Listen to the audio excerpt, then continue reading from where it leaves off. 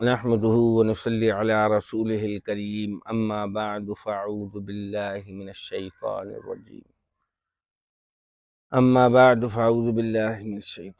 بسم اللہ۔ ہم آپ کے سامنے حاضر ہیں اسی سلسلے کو لے کے جو ہمارا معلومات عامہ کے عنوان سے ہماری سیریز چل رہی ہے۔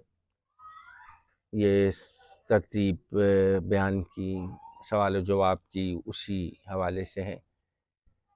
تو آج کا پہلا سوال ہے کہ حضرت آدم علیہ السلام کو سجدہ سب سے پہلے کس نے کیا اور ان کی ترتیب کیا ہے؟ تو اس کا جواب ہے کہ حضرت آدم علیہ السلام کو سب سے پہلے سجدہ حضرت جبریل علیہ السلام نے فرمایا، پھر اس کے بعد حضرت اسرافیل نے کیا، پھر حضرت میکائیل نے کیا، پھر حضرت عزرائیل علیہ السلام نے کیا۔ یعنی یہ چار بڑے فرشتے ہیں، انہوں نے سب سے پہلے جب اللہ نے حکم دیا ابلیس کو، وہ آدم علیہ السلام کو سجدہ کرنے کا، تو سب سے پہلے ان چار فرشتوں نے سجدہ کیا، جس میں سب سے پہلے حضرت جبریل علیہ السلام نے کیا۔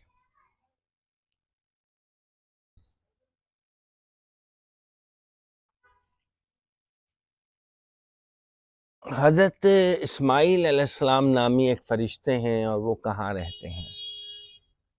جواب ہے اس کا، یہ ایک بہت بڑے فرشتے ہیں جو آسمان دنیا پر رہتے ہیں۔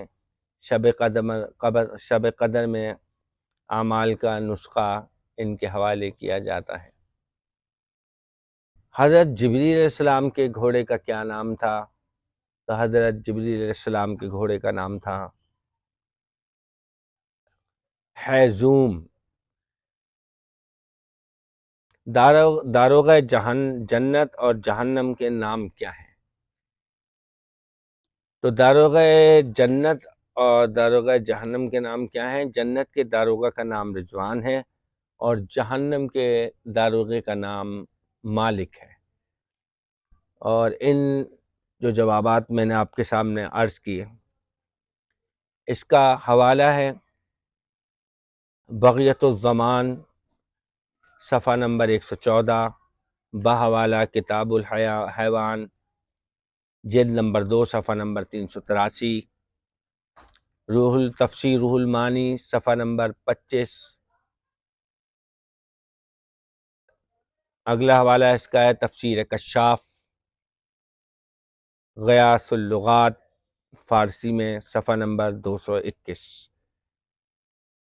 وآخر دعوانا ان الحمد للہ رب العالمین۔